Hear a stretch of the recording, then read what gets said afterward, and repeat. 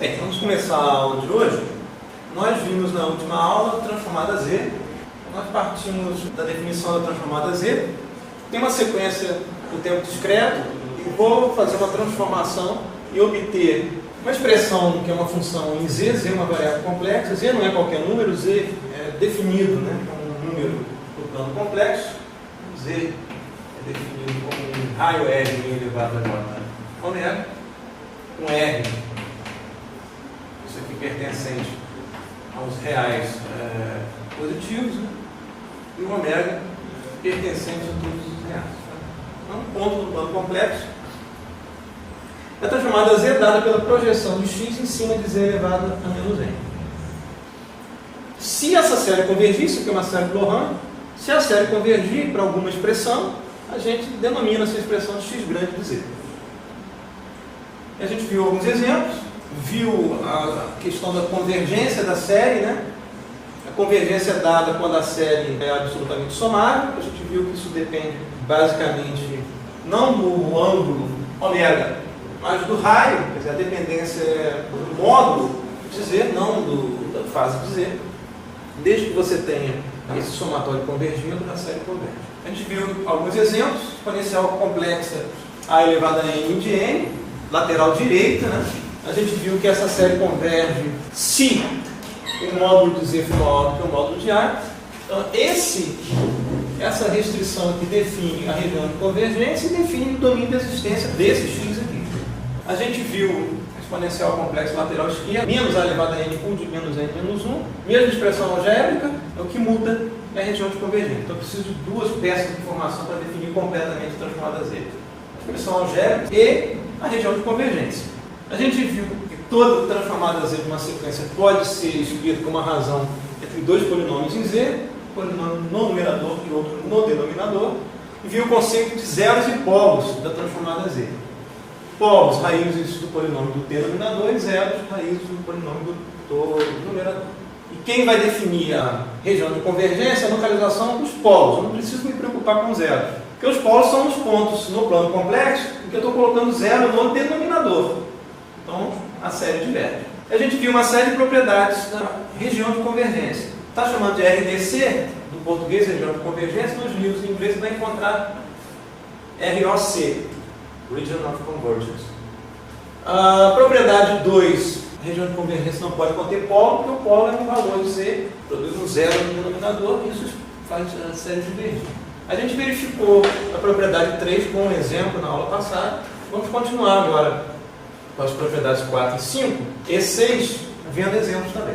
Propriedade 4 diz o seguinte: se a sequência x de n for lateral direita, a região de convergência se estende radialmente se afastando da origem a partir do raio R máximo do polo finito de maior magnitude e possivelmente incluindo z igual a infinito. Então vamos olhar uma sequência lateral direita que a gente já viu que é exponencial complexa. Depois a gente vai generalizar para uma sequência lateral direita que pode ser uma combinação de exponenciais complexas. Se a gente tomar a exponencial complexa, x de n é igual a elevado a n de n, portanto lateral direito, e a pertencente aos reais, a gente vai ver que isso não importa, pode ser uma pertencente aos complexos. A gente viu que a transformada z de x de n é x de z igual a z sobre z menos a. Aqui eu estou definindo três valores hipotéticos para a. A menor do que 1 vai produzir uma série cujo perfil é um perfil de decrescimento ao longo do tempo. A igual a 1, eu batizei de A2, que é um perfil constante. E o A3 é maior do que 1, vai produzir um perfil de crescimento exponencial. Transformada Z para algum desses A's aqui é Z dividido por Z menos A. A região de convergência, dependendo do valor de A, supõe que o nosso A seja um A3, vai ser do polo, só tem um nesse caso, para fora. Aliás, quem são os polos e zeros dessa transformada Z? A gente vê que no numerador é Z menos 0 e Z menos A no denominador. Então você tem um zero na origem e um polo em A. Então, se o nosso polo, se o A for o A3, o polo está aqui em vermelho, a região de convergência dessa transformada Z vai ser do polo para fora. É o que a propriedade 4 diz. E ela fala também que possivelmente incluir ou não o infinito. Isso vai acontecer quando a gente deslocar a exponencial complexa ou para a direita ou para a esquerda. Se a gente fizer um deslocamento para a direita, portanto um atraso, o que vai acontecer? Eu estou levando o x de n anterior para o x de n menos n0. Então produz a elevado a n menos 0 e de n menos n0. Produz a série atrasada de n0. Quando eu faço isso, se a gente olhar as propriedades do atraso, se x de n tem como transformada z x de z, x de n menos n0, portanto atrasado de n0 unidade de tempo, é z elevado a menos n0, x de z. Transformada z dessa sequência atrasada é o que eu escrevi como 1 sobre z elevado a n0. Por que eu escrevi dessa forma? Porque a gente vê explicitamente, né? Além do polo existente em A, a gente cria n0 polos na origem. Eu representei aqui esse polo n0. Tipicamente você representa isso aqui e coloca, quando tem multiplicidade, esse polo não é simples, é um polo com multiplicidade n0, você coloca um n0 aqui para indicar que não é um polo simples. Eu não estou plotando nesses gráficos aqui os zeros, porque os zeros não são importantes, não fazem a menor diferença na definição da região de convergência. Para não poluir nossa mente, está olhando só os polos. Além do polo em A, tem N polos agora na origem, que não afeta a região de convergência, porque a região de convergência é do polo de maior magnitude, não nulo, para fora. Se eu, ao invés de atrasar, eu adiantar a sequência de N0, olhando lá a propriedade, né? A x de z vai ser z elevado a n0 que multiplica a z dividido por z menos a. Eu vou criar agora n0 polos no infinito. E quando o z cresce em módulo para mais infinito, essa série diverge. Essa série, né, quando o z em módulo é muito grande, né, z elevado a n0 mais 1 no numerador, polinômios de ordem n0 mais 1 e polinômio de ordem 1 no denominador. Então isso aqui vai para z em módulo muito grande vai ser proporcional a z elevado a n0. Então, para z tendendo a infinito, essa série diverge. Não tem problema nenhum. A região de convergência vai ser daqui para fora, do polo de maior magnitude para fora. Pode ser daqui também, se eu escolher o lugar do A lá, é daqui para fora. E eu vou ter que excluir da região de convergência o infinito. Possivelmente, vou ter que considerar excluir o infinito se eu tiver algum elemento da sequência que tenha valor não nulo para n negativo. Essa é a ideia. No caso da sequência lateral esquerda, é a propriedade 5. Né? Propriedade 5. Se a sequência x de n é lateral esquerda, a região de convergência vai se estender radialmente em direção à origem, a partir do, excluindo, né, o raio mínimo do polo não nulo de menor magnitude. E possivelmente incluindo a origem. A gente vê isso no exemplo. Sequência lateral esquerda, com 3 possibilidades para A. Né? A gente viu que a expressão algébrica dessa sequência é a mesma do caso anterior. Suponha que você tenha o polo aqui A3, por exemplo. A região de convergência é do polo para dentro. Um disco centrado na origem com raio máximo igual a A3, excluindo o A3. Claro, porque a propriedade 2 diz que não pode ter polo na região de convergência.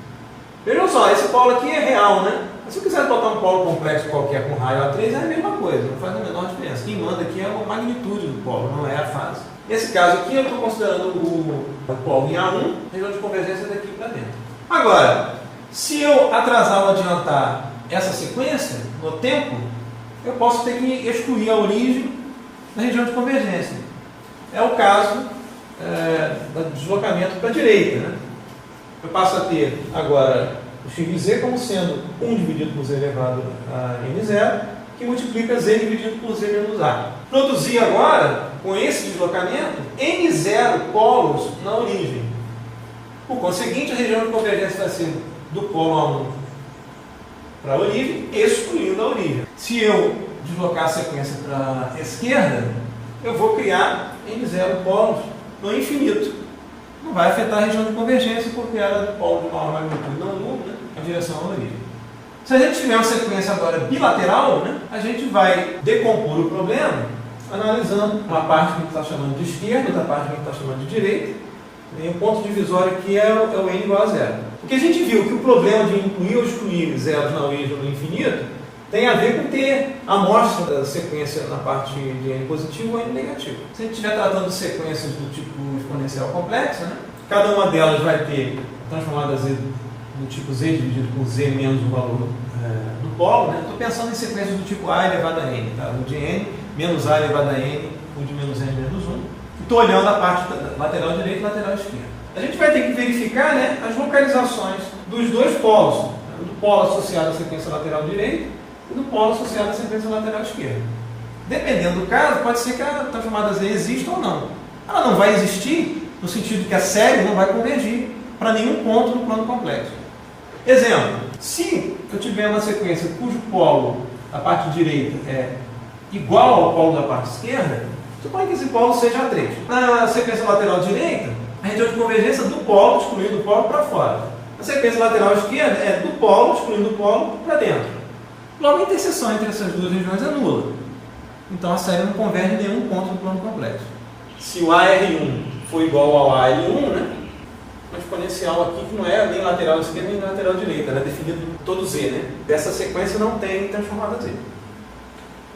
No caso em que o polo associado à sequência lateral direita é menor do que o polo associado à sequência lateral esquerda, por exemplo, suponha que o polo da sequência lateral direita seja R1, logo a região de convergência do polo para fora, e por quê? Porque a sequência é lateral direita. E o polo da sequência lateral esquerda, ou associada, transformada da sequência lateral esquerda, é maior do que R1. Então, a região de convergência é daqui para dentro. Então, você tem uma interseção dada nessa faixa verde mais escura aqui. Significa que essa expressão algébrica tem em domínio de existência esse anel.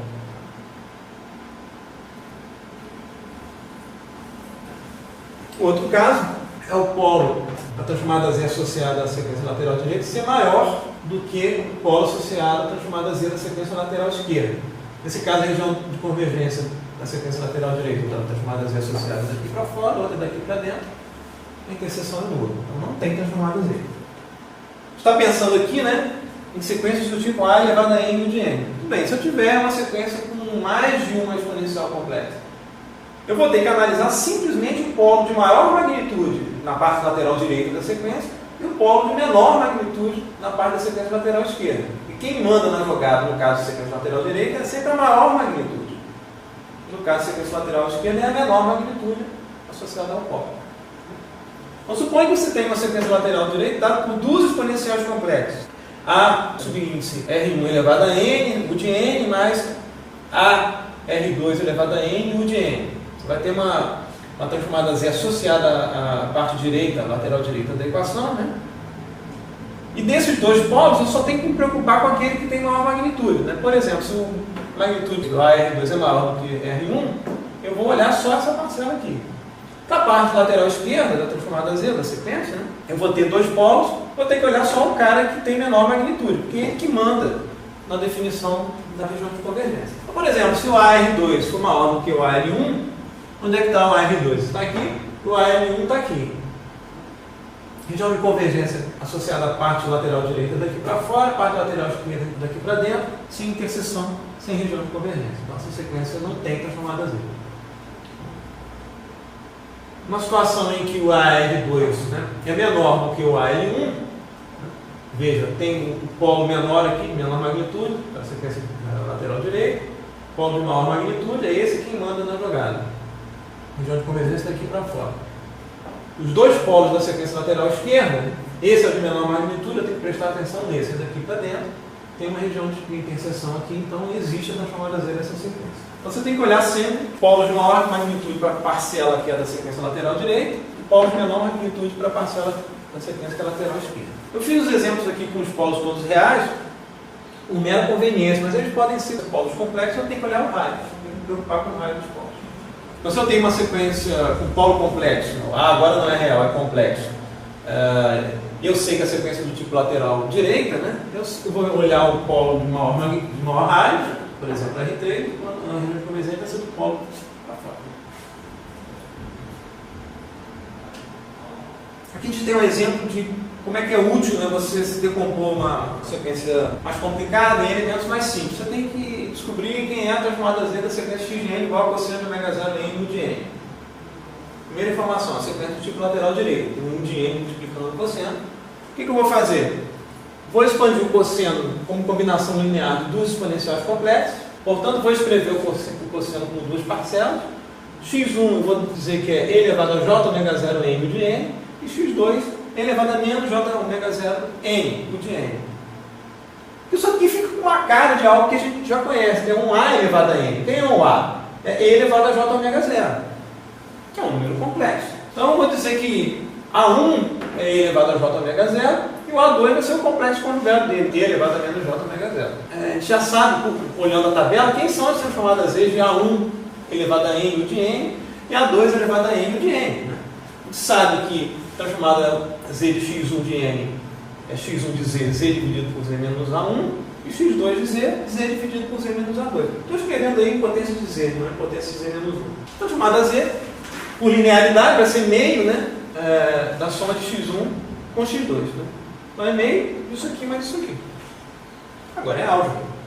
Faz as contas aqui, você vai descobrir que é um polinômio de segunda ordem no denominador e um polinômio de segunda ordem no numerador. Escrito aqui em potências positivas de z. Se você for olhar na tabela, está em potências de z menos 1. Não tem problema nenhum, divide embaixo e em cima por z elevado ao quadrado. Você chega ao mesmo resultado que está na tabela. Note aqui, né, que eu já tenho explicitamente quem são as raízes desse polinômio. Não preciso fazer a conta de novo, tá? As raízes desse polinômio são a1 e a2. Eu parti das raízes para encontrar o polinômio. As raízes desse polinômio são a1 e a2. Portanto, né, se eu for olhar onde é que estão os polos associados ao x de z do cosseno de ômega 0 n de n, vão ser dois polos complexos conjugados, com raio unitário, se r é igual a 1, e ângulo ômega 0. Tem zeros aí que eu não plotei, mas você tem dois zeros aqui, porque você tem um polinômio de segunda ordem no numerador, isso implica dois zeros. Se a gente olhar na tabela, isso vai estar em erro de z elevado a menos 1. Cosseno de ômega 0 n de n, né? Você dividiu embaixo e em cima, numerador e denominador por z ao quadrado. Vai dar 1 menos z elevado a menos 1 cosseno de ômega 0. Embaixo a mesma coisa. Aí aparece tudo aqui em potência de z menos 1, vamos dizer. Você consegue chegar nesses valores tabelados manipulando e escrevendo as sequências mais complicadas em termos de sequências mais simples, que a gente já conhece. A gente viu as propriedades da região de convergência, viu propriedades da própria transformada z. As principais são linearidade, escalamento, porque soma é algo que a gente vê o tempo todo em sistemas lineares, deslocamento é algo que a gente vê o tempo todo em sistemas lineares. Parte de reversão no tempo é importante, porque a gente vê na soma de convolução uma das sequências revertida no tempo. A própria convolução de duas sequências a gente vê que é transformada numa multiplicação das respectivas transformadas z. Você transforma um problema de soma de convolução num problema de multiplicação algébrica. Teorema do valor inicial, né? Se x de n é causal, significa que todas as amostras são nulas para n negativo, então o teorema do valor inicial diz que o x de zero é o limite a x de z quando z vai para infinito. Isso é fácil de ver, né? Se você tem um x de n qualquer, né, que é dado por valores do tipo somatório de L de 0 até infinito, valores quaisquer aqui, x de L, delta de n menos L, você só tem valores de 0 para frente, né? Transformada z disso aqui vai ser igual a quê? Transformada z disso aqui, na linearidade, somatório continua. De L igual a 0 até infinito. Tá? De x de L continua igualzinho. Isso aqui não é função de n.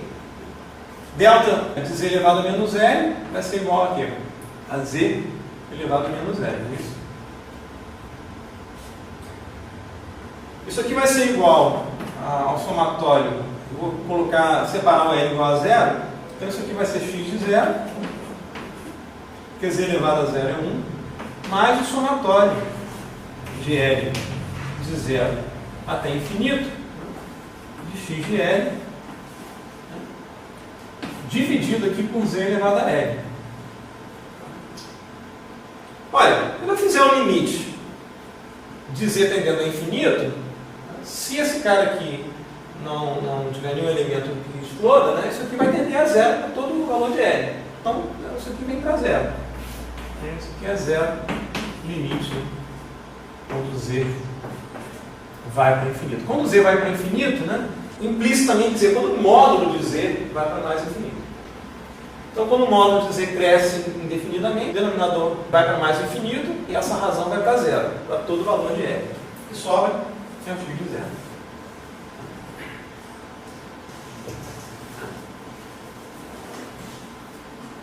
Agora a gente vai ver a conexão entre equações de diferenças que a gente viu antes e a transformada z. Eu tinha mencionado na aula anterior, né, que a transformada z dá uma noção para a gente dos operadores associados ao sistema.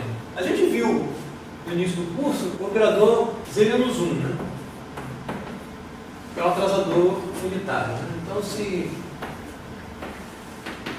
a entrada desse operador z-1 é x de n, a saída vai ser x de n.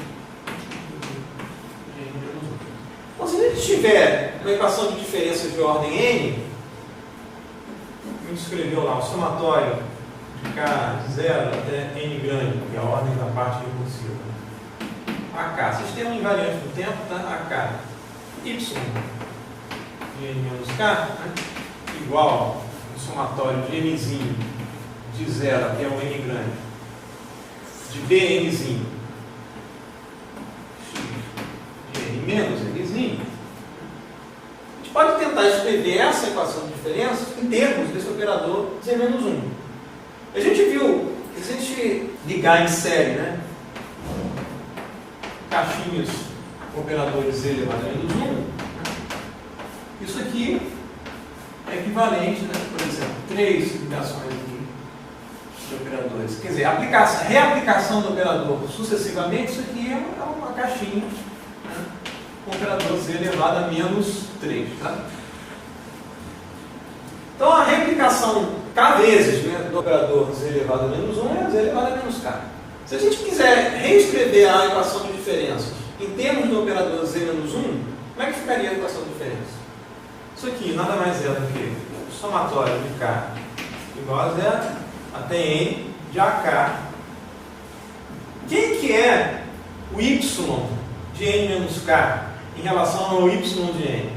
Isso aqui é a versão de Y atrasado K vezes no tempo.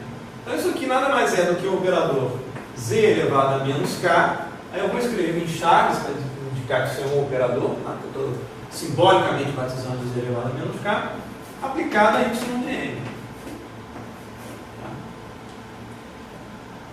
Isso vai ser igual ao somatório de N de 0 até N grande, de Bnzinho.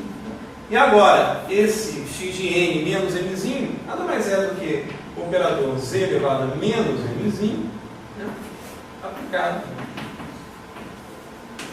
ao x de N.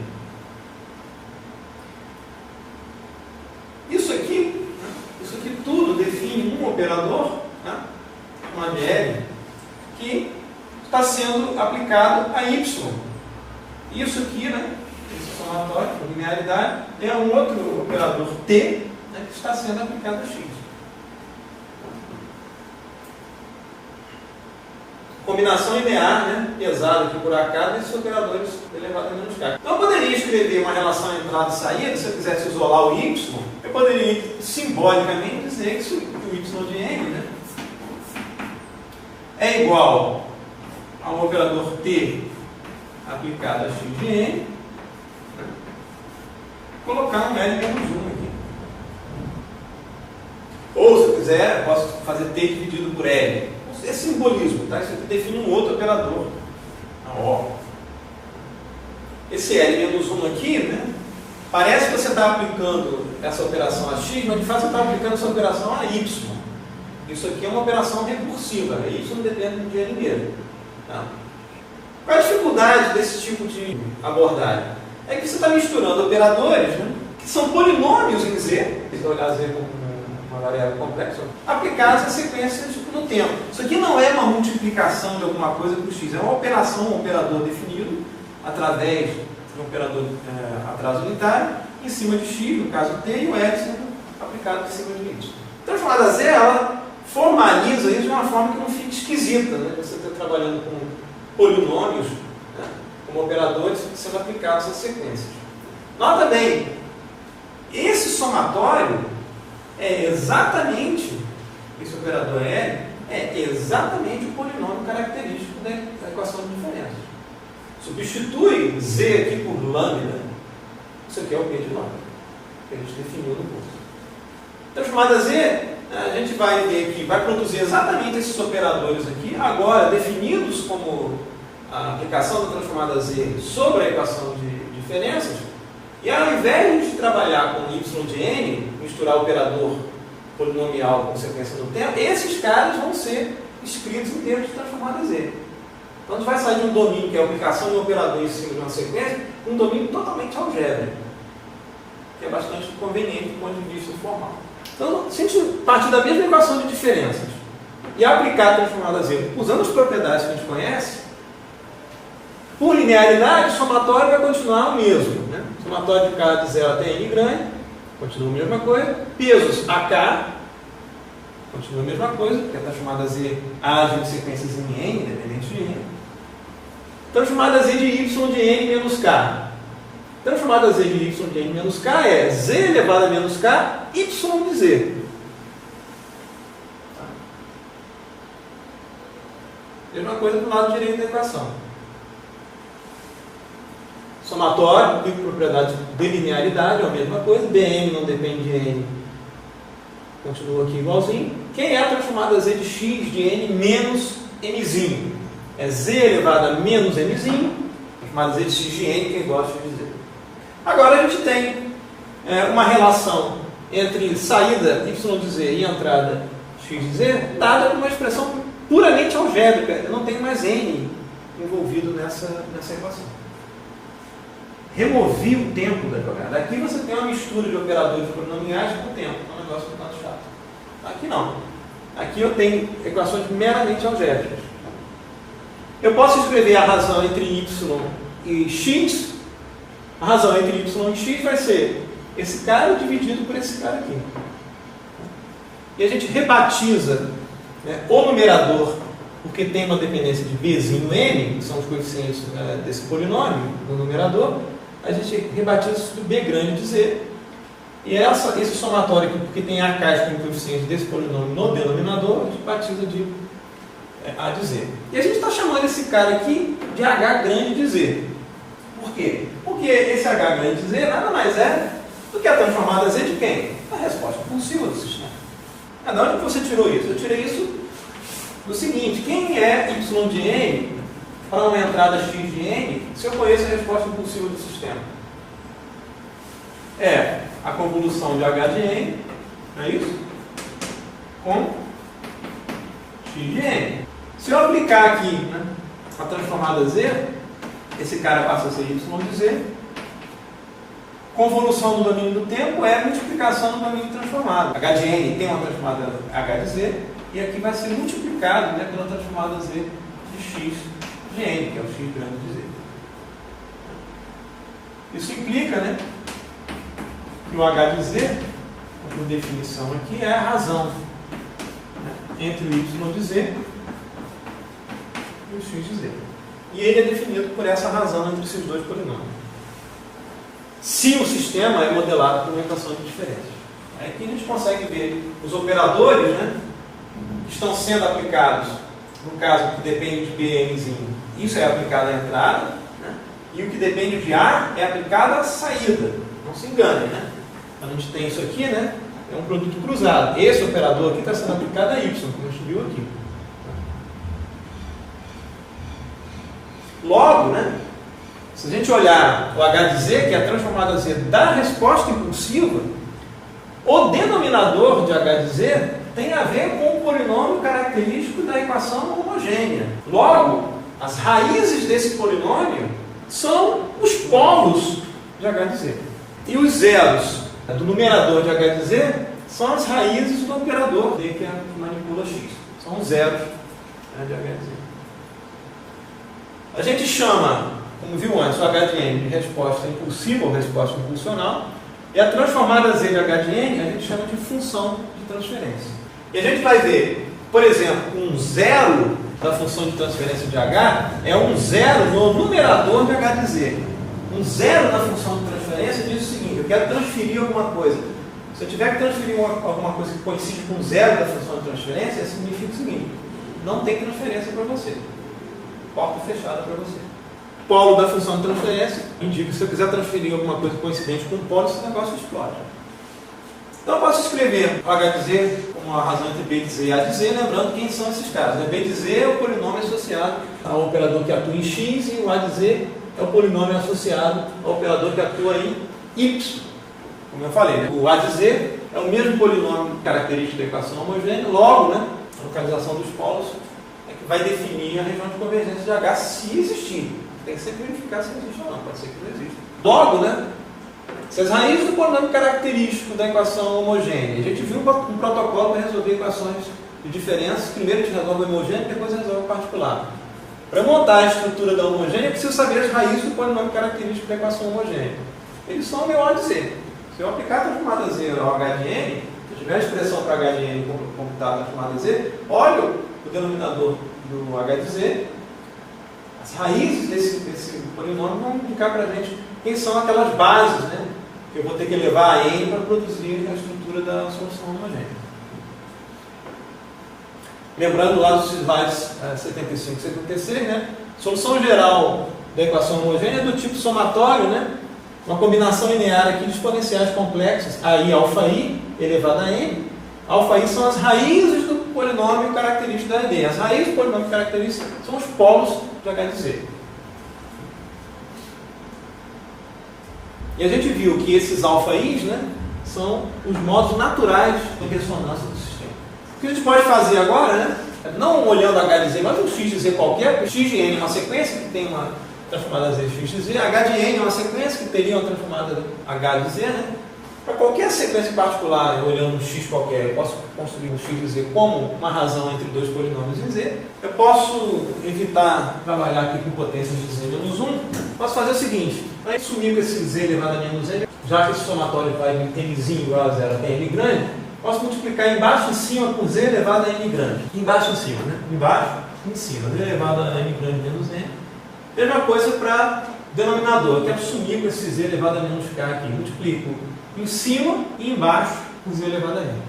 Então eu vou ter aqui Z elevado a n grande menos n grande, que multiplica essa razão polinomial, que é um polinômio de ordem n e um polinômio de ordem n grande. Então você tem n raízes no numerador, n grande zero, e n grande polos, né? E você vai ter uma razão aqui entre Z elevado a n e Z elevado a m, né, que é Z elevado a n menos m, que vai definir para a gente se tem polos extras aqui, ou na origem ou no infinito. E tudo para dizer para a gente que qualquer transformada x de Z de um x de n tem o mesmo número de polos e zeros, se você considerar todo o plano complexo, inclusive o infinito. Então, se a ordem n aqui, da parte não recursiva, for maior do que a ordem da parte recursiva, né, você vai ter um excesso aqui, né, de Z elevado a alguma coisa positiva no denominador. Logo, você tem polo na origem. Você vai ter m menos n polos na origem. Se o m for menor do que n, você vai ter zeros na origem. No final das contas, né, sempre vai ter o mesmo número de polos e zeros no plano complexo, se você considerar, inclusive, o infinito. É claro que a gente não consegue desenhar polo no infinito. Isso só indica, ó, tem um polo no infinito. Se quiser fazer um desenho de diagrama de polos e zeros, tipicamente, como é que você desenha um diagrama de polos e zeros? Define o plano complexo, tá? Vamos dizer pertencente ao complexo, parte real de Z, tá? É a parte imaginária de Z, origem, circunferência unitária. A gente vai denotar, né, ou simbolizar polos por x e zeros por bolinha. Você define aqui uma constelação de polos e zeros. Se tiver um polo multiplicidade maior do que um polo duplo, um polo triplo, você coloca aqui. Tem 3 polos ali. Se tiver um polo na origem, por exemplo, multiplicidade n zero, você coloca um n zero para dizer que não é um polo simples, é um polo com multiplicidade maior do que um. Por exemplo, transformada Z do atrasador unitário, né? Você tem um H de n, que é igual a delta de n menos 1, né? Sequência de que tipo? Lateral direita, lateral esquerda, bilateral, suporte temporal finito. Ou classificação da resposta possível quanto à duração, FR ou IR? Finita, duração infinita. Duração finita, tem um delta, né? Centrado em 1. Então, o sistema FR, né? Resposta impulsiva H de n é delta de n menos 1, a função de transferência, que é a transformada Z de H de n, é o H de Z, que vai ser 1, Z elevado a menos 1. A gente viu aqui na atrasador unitário. Basta escrever isso? Não, você tem que definir a convergência, senão você vai deixando incompleta a informação, né? Z pertencente aos complexos e um Z diferente de zero. Vai ter que excluir a origem da região de convergência. Quem são os polos de zero desse H de Z? Isso aqui é 1 sobre Z. Né? Então isso aqui é tem Z menos zero, você tem um polo na origem, tanto que eu tive que excluir a origem da região de convergência. Onde é que está o zero? O zero está no infinito. Porque quando eu fizer um z tendendo a infinito, isso implica o módulo de z crescendo para infinito, né? É 1 sobre alguma coisa que está crescendo para infinito, que vai a zero. Então é um zero, o zero está lá no infinito. Então se você for representar um diagrama de polos e zeros desse h de z, você vai colocar aqui. Vai ser esse cara aqui. Polo na origem, um zero significa, está no infinito, tem um zero no infinito. Mas sempre há o mesmo número de polos e zeros, se a gente considerar todo o plano complexo. Muito bem, a gente definiu o h de z como a razão daqueles dois polinômios. A gente viu que o b de z, que é associado ao numerador, é o operador que é aplicado a x, logo não recursivo, e o a de z é o operador que é aplicado à saída y, portanto recursivo. A gente rebatiza isso na literatura, né? A parcela b, né, do operador b que é aplicado à entrada, portanto não recursivo, a gente chama de moving average. Tem a lembrança aí do filtro média-móvel, do sistema média-móvel que a gente viu que é um sistema não recursivo. E a parcela que é recursiva, né, a literatura chama de autorregressiva. A gente vai ver no final do curso modelos autorregressivos que nada mais são do que equações de diferenças recursivas, para representar uma sequência. Tá? A gente está escrevendo o h de z como a razão entre b de z e a de z, e tanto b de z e a de z são operadores lineares, atraso, né, soma e ponderação. Então eu estou escrevendo o h de z dessa forma, d de z dividido por a de z. Isso aqui é d de z que multiplica 1 sobre a de z, que é igual a 1 sobre a de z, que multiplica b de z. Parece uma bobagem isso, mas não é bobagem, né? Isso aqui, se a gente pensar que essa multiplicação no tempo é uma convolução, e a convolução é ligação em série de sistemas, tá? Eu posso implementar o sistema associado ao operador que atua na entrada, implementar o operador que atua na própria saída, ligar isso aqui, primeiro esse, depois aquele, ou esse, primeiro o que atua na saída, depois o que atua na entrada. Como se eu estivesse escrevendo esse cara aqui, né, de forma alternativa, como T, né, L-1 aplicado a x de n. Chaveei a ordem aqui, como T a ordem dos operadores, porque eles são não os operadores lineares, a gente sabe que operadores lineares são comutáveis. A gente vai separar o b de z do a de z, lembrando que o b de z a gente vai chamar de HMA, e o 1 sobre a de z a gente vai chamar de HAR, de autorregressivo. Multiplicação no domínio transformado é convolução no domínio temporal. Convolução no domínio temporal é ligação em série, né? Então, esse produto aqui nada mais é do que a ligação em série, né, dos dois operadores envolvidos em tempo. Esse aqui é o b de z, esse aqui é 1 sobre a de z. E tem uma sequência intermediária, que é a saída do primeiro sistema. Então tem uma entrada x de n, cuja transformada z é o x de z. Vai ter uma saída intermediária xi de n, cuja transformada z é xi de z. E a saída y de n tem transformada z y de z. O que a gente vai fazer? Vai obter a saída xi em função da entrada x. E depois, essa saída aqui vai virar a entrada do próximo sistema, a gente vai obter a razão entre o y de z e o xi. Já é uma forma da gente verificar como que através da expressão, da aplicação da transformada z a uma equação de diferença, a gente consegue implementar um sistema montando um diagrama de blocos. Tá lá, quem é o HMA? O HMA a gente viu que é a função de transferência desse sistema, que por definição é a razão entre as transformadas z da saída e da entrada. Foi o que a gente viu aqui, né? O h de z, né, é a razão entre as transformadas z de saída e entrada. Saída desse sistema aqui é xi e entrada é x. E quem é a razão entre xi e x de z? É o próprio somatório de bzinho z elevado a menos n. Logo, né? Se eu fizer a multiplicação cruzada, xi, que é a saída, né, vai ser esse cara vezes z. Coloco o x de z para dentro do somatório. Como é que a gente implementa o sistema? Isso aqui é a saída do sistema, isso aqui é a entrada do sistema. Saída do sistema eu escrevo à direita, por convenção, e a entrada à esquerda, por convenção. O somatório, desenho o somador. Somatório de quê? Em nzinho, né? Quando nzinho for zero, eu vou ter B0, z elevado a zero, que é 1, x de z. Não tem mais dependência de n, eu tenho que escrever isso tudo em z. Olha lá, x de z, que multiplica 1, que multiplica B0. X de z, o multiplicador B0 entra no ramo do somador. Para n igual a 1, né, eu preciso fazer B1, aqui, z elevado a menos 1, logo eu preciso aplicar um atraso a x de z, né? Aqui o x de z, multiplico o z elevado a menos 1, isso aqui é domínio algébrico, fazer essa multiplicação ele ganha em série, né? Esse ponto passa pelo sistema atrasador, aqui quem existe aqui é x de z, z que multiplica z elevado a menos 1, b1. Para n igual a 2, eu preciso de b2, está aqui, z elevado a menos 2, x de z. Aqui já é z elevado a menos 1 x de z. Passo esse ponto aqui por mais um atraso, que é z elevado a menos 2 x de z. B2 e assim por diante, do sistema.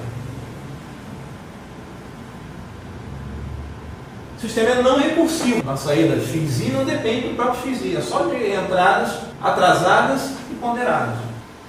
A parcela autorregressiva é essa aqui. Isso aqui é 1 sobre a de z.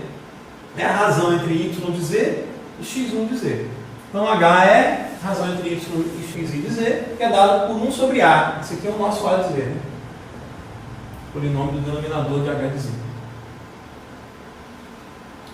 Faça a multiplicação cruzada, x1 vai ser igual a isso aqui vezes y de z.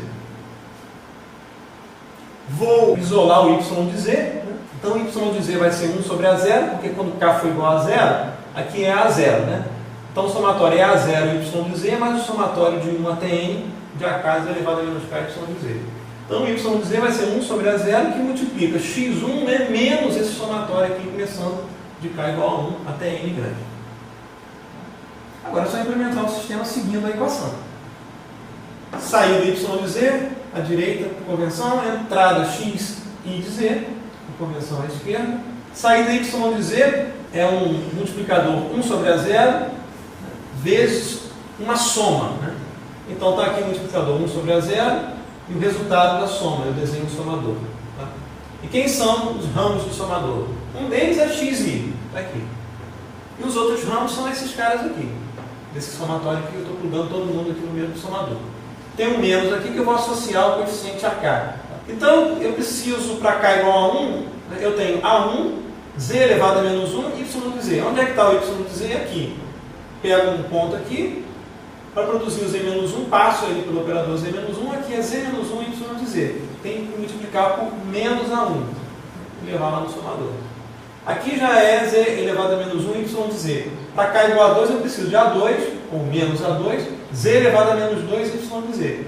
Y de z, z elevado a menos 2, y de z, menos a2, ligo no somatório. E vou fazendo dessa forma até a ordem n grande. Sistema recursivo, né? Você olha a saída y de n, né, e realimenta valores atrasados da saída novamente no sistema para computar uma próxima saída. Então a equação de diferença, ou a transformada z em uma equação de diferenças, dá para a gente toda a dica de como implementar um diagrama de bloco de forma direta. Aqui a gente tem aquela caixinha HMA de z, tem outra caixinha HAR de z. Eu ligo uma na outra para implementar no sistema. Isso é uma implementação direta do sistema. Por que direta? Por que tem esse nome direto? Porque os coeficientes que você vê aqui, os coeficientes B0 até Bn, e em geral, né, a gente considera o A0 igual a 1, né, os coeficientes Azinho, né, eles são os coeficientes da equação de diferença. Eu olho a equação de diferença e consigo ver os mesmos coeficientes na implementação. Então, isso é uma implementação de forma direta. Porque a gente vai ver que essa implementação não é mínima, porque tem redundância. Eu posso economizar no número de memórias aqui que eu preciso utilizar para implementar o sistema. E quem permite a gente fazer essa economia é a linearidade, né? Esse sistema é linear, esse sistema é linear. Eu posso trocar a ordem desses dois sistemas. Passei o HAR primeiro, depois o HMA. Agora a gente vê, esse ponto aqui, ele é atrasado, esse ponto também é atrasado. Esses dois pontos são o mesmo ponto. Esses dois pontos são o mesmo ponto. Então eu posso simplesmente fundir essa estrutura e aproveitar uma linha de atraso tanto para a parcela recursiva quanto para a parcela não recursiva. Se por acaso a ordem n grande for diferente da ordem n grande, né, você vai tomar o maior valor entre n grande e n grande e vai construir a linha de atraso com esse valor maior. Por isso que eu disse, a ordem do sistema, né, é o maior valor entre n grande e n grande, que é o maior número de atrasos que eu preciso para construir um sistema de forma não redundante. Quando você tem um sistema construído com elementos não redundantes, né, a nomenclatura que é utilizada na literatura é canônica. Toda vez que você encontrar algo canônico, solução canônica, implementação canônica, quer dizer mínima, sem redundância. Então, essa forma, nesse caso em particular do desenho, eu estou fazendo n grande igual a n grande, essa forma é a forma direta canônica. Direta porque os coeficientes da estrutura são os mesmos coeficientes da equação de diferença. E canônica porque você tem um número mínimo de atrasadores. Na literatura, essa forma é chamada de forma direta 2. Tem a forma direta 1, que é uma outra forma direta de se implementar um sistema. Então aqui a gente tem uma implementação geral, forma direta 2 canônica, de qualquer equação de diferenças que tenha essa estrutura que a gente viu no curso. Os bloquinhos z elevado a menos 1 nada mais são do que memórias. Aqui tem uma observação acerca da implementação de sistemas. Veja só, se o sistema tiver uma resposta impulsiva HDN de duração finita, logo FR, eu consigo implementar esse sistema através de um H de Z do tipo Moving Average. Quer dizer, eu consigo implementar esse sistema de forma não recursiva. Se a resposta impulsiva do sistema for de duração infinita, não tem chance, não tem jeito de eu implementar um sistema cuja resposta dura para sempre, sem ter recursão. Ele necessariamente vai ter que envolver uma recursão. Agora, eu posso implementar um sistema cuja resposta impulsiva é finita de forma recursiva. Isso é outra história. Vejam o detalhe. Se a resposta original do sistema tem duração infinita, não tem jeito. Eu tenho que implementar de forma recursiva. Agora, se a resposta for finita, eu posso escolher, em alguns casos, entre uma implementação não recursiva e uma implementação recursiva. Foi o caso que a gente viu no média móvel, né? Causal. A gente viu uma implementação não recursiva e uma implementação recursiva. Como é que era o sistema média móvel causal? Média móvel causal, y de n, é igual a 1 sobre n mais 1, o somatório de nzinho de 0 até n. Esse cara aqui é o meu b, tá? De x de n menos nzinho. Esses caras aqui são os bm's, né? Que são idênticos para todo valor de n. Envolve recursão? Para computar y de n eu preciso saber de um y anterior? Não. Logo, a resposta impulsiva h de n desse sistema, né, é FR, né? E é igual a quê? É igual a 1 sobre n mais 1 somatório nzinho de 0 até n grande, o delta de n menos nzinho. Se eu aplicar a transformada z, eu obtenho a função de transferência h de z, que é igual a quê? Por linearidade, 1 sobre n mais 1, coeficiente constante, somatório de operação linear, né? n de 0 até n, que é a transformada z de delta de n menos m, z elevado a menos n de 1, né? Que é a transformada z do delta de n. Basta isso aqui, né? Que é a região de convergência de H. Z pertencente aos complexos. E eu vou ter que excluir a origem.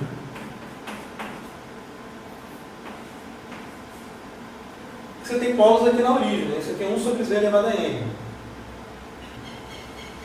Para n igual a 0 é 1, né? Para nzinho igual a 1 sobre z, tem que excluir a origem e assim por diante. É a sequência H de n de duração finita. Região de convergência é todo plano complexo, né? Propriedade 3, todo plano complexo, possivelmente excluindo a origem infinita. Agora, eu posso implementar o sistema da média móvel causal de forma recursiva, né? A gente viu que você tinha uma janela, né? Está aqui o média móvel causal, tem uma sequência x de n aqui em algum ponto, 0 está aqui, eu quero computar a saída y de n aqui, tá? Um determinado n. Eu vou olhar uma janela de tamanho n grande aqui. Se eu já tenho y de n aqui computado, na hora que eu mover a janela de nulidade para frente, incrementar o n, a janela sai daqui e vou ter que acrescentar a amostra nova, a contribuição da amostra nova na janela de observação e descartar, né, a contribuição da amostra anterior. Aí eu escrevo uma implementação recursiva, né, para o sistema. Y de n é igual ao valor da média computada no instante anterior, não é isso?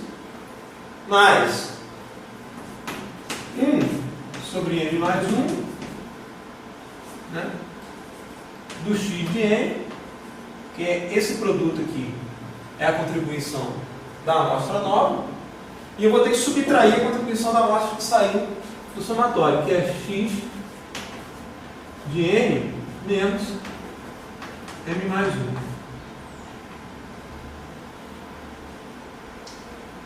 Quem é a função de transferência desse sistema? A gente aplica a transformada z, isso é fácil, para isso que serve a transformada z, para facilitar a nossa vida. Aplicando a transformada z, isso aqui é y de z é igual. Quem é a transformada z de y de n menos 1? Z menos 1 do y de z, né? Mais linearidade de 1 sobre n mais 1. Quem é a transformada z de x de n? X de z. Né? Menos. Quem é a transformada z desse cara aqui? Isso aqui é z elevado a menos m mais 1. Né? X de z. Agora, passa esse cara do lado de cá, isso aqui vai ser 1 menos z elevado a menos 1, y de z, vai ser igual a 1 sobre m mais 1, né? X de z coloca em evidência, 1 menos z elevado a menos m mais 1. Quem é a função de transferência h de z? É a razão entre y de z e x de z. Né? A definição é essa. Então vai ser igual a 1 sobre n mais 1, que multiplica aqui 1 menos z elevado a menos m mais 1, dividido por esse cara aqui.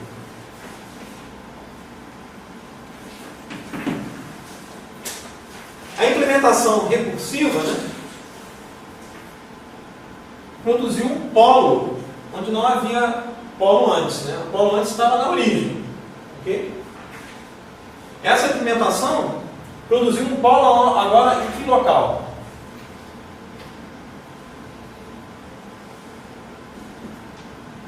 Em z igual a 1. Né? Quem é a região de convergência desse h de z? Não é mais igual a mesma da implementação não recursiva. Mudou a região de convergência porque botou um polo aqui na origem. Desculpa, z igual a 1.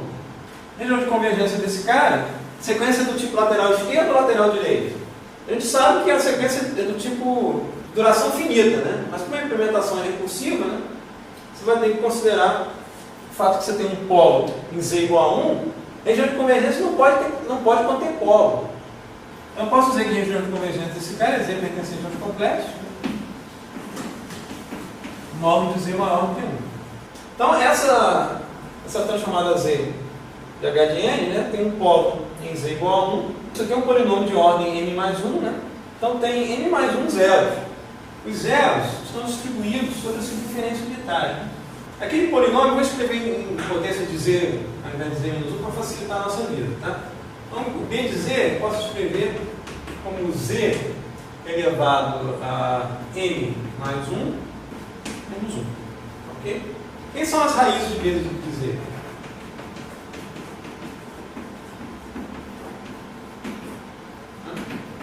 É isso aqui igual a zero, né? z elevado a n mais 1 menos 1 igual a zero. Logo, z elevado a n mais 1 é igual a 1, o que implica que z é igual a 1 sobre n mais 1.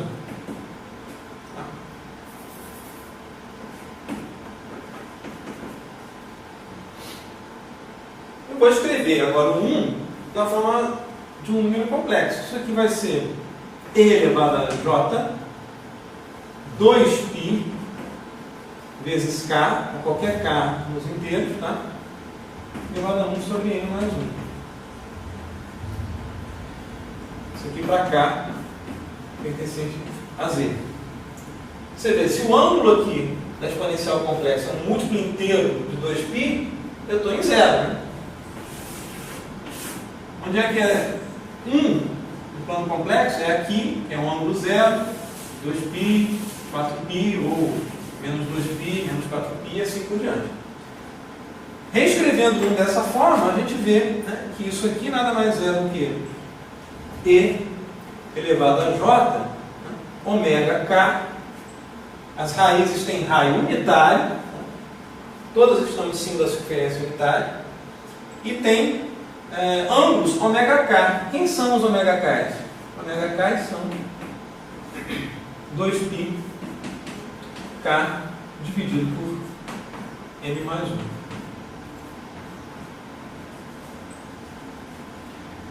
Por conseguinte, né, eu tomei aqui uma circunferência de ângulo 2π, estou dividindo isso aqui em n mais uma partes iguais, tá?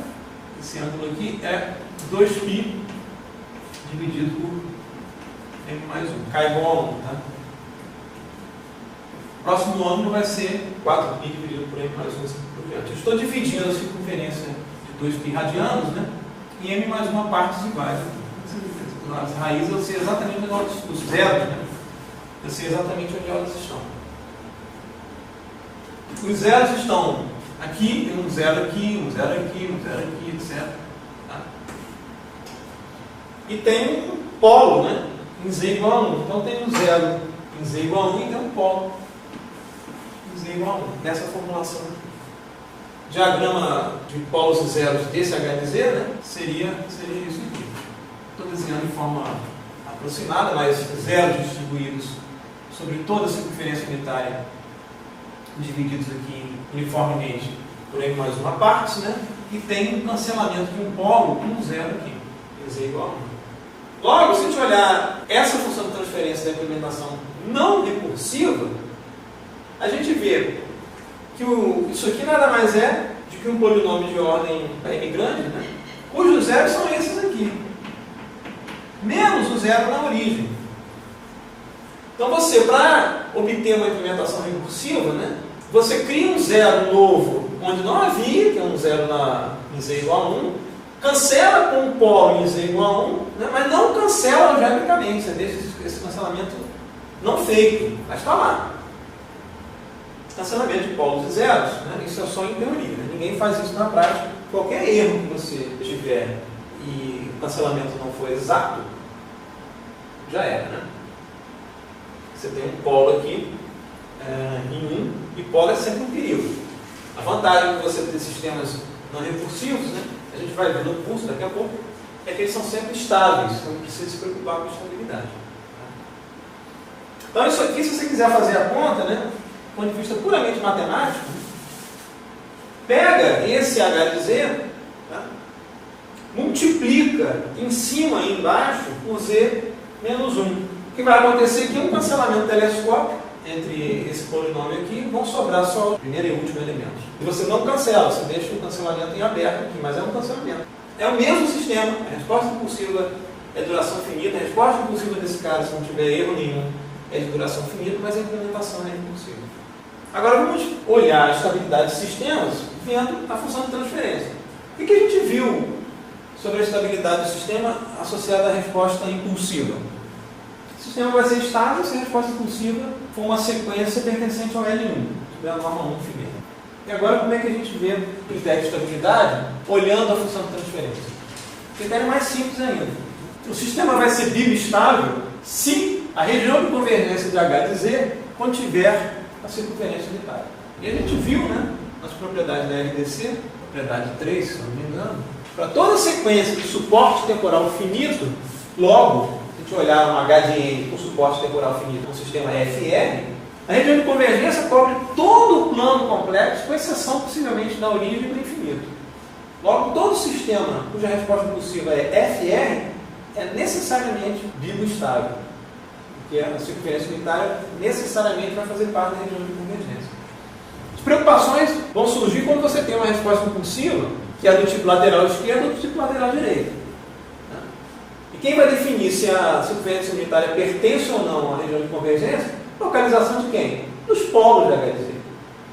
No nosso sistema média móvel, a versão FR tem região de convergência que cobre todo o plano complexo, exceto a origem. Estável, no sentido bíblico.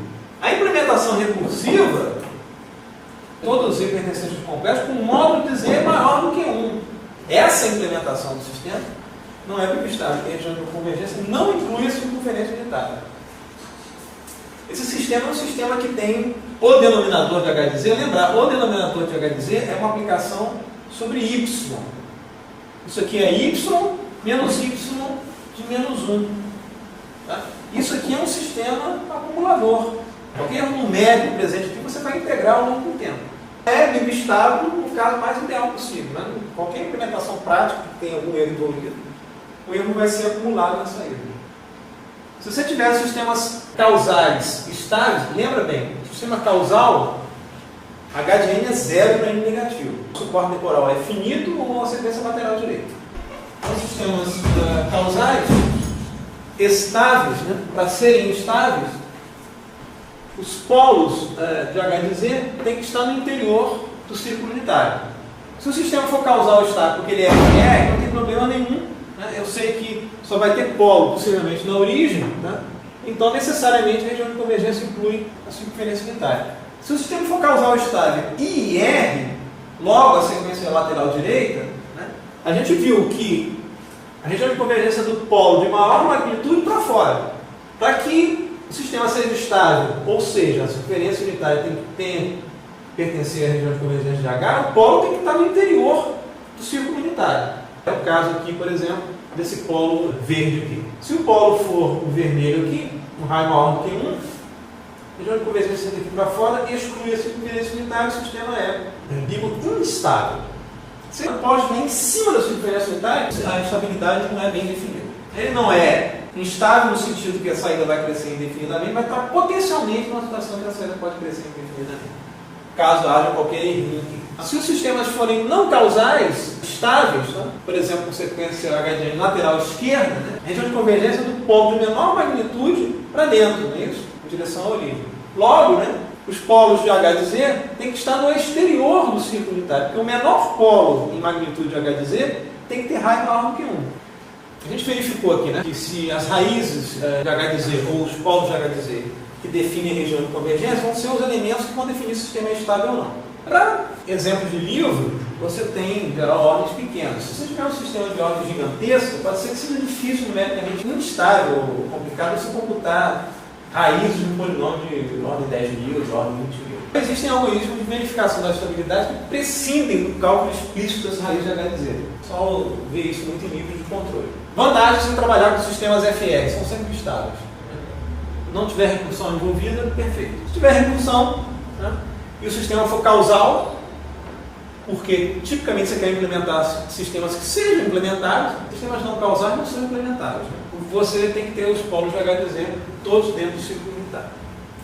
Na próxima aula a gente continua sobre sistemas inversos. Depois a gente termina com a chamada Z inversa, que também a gente não vai fazer a integral de Cauchy, a gente vai fazer por inspeção visual, olhando as propriedades das tabelas, que tem os pares, né, das sequências respectivas transformadas em eixo, e vai ver um conceito de expansão de frações parciais que permite a gente manipular funções de transferência de uma forma conveniente, de modo a escrever isso como expansão de produtos em somas de primeira ordem. A gente consegue escrever os sinais de forma mais simples.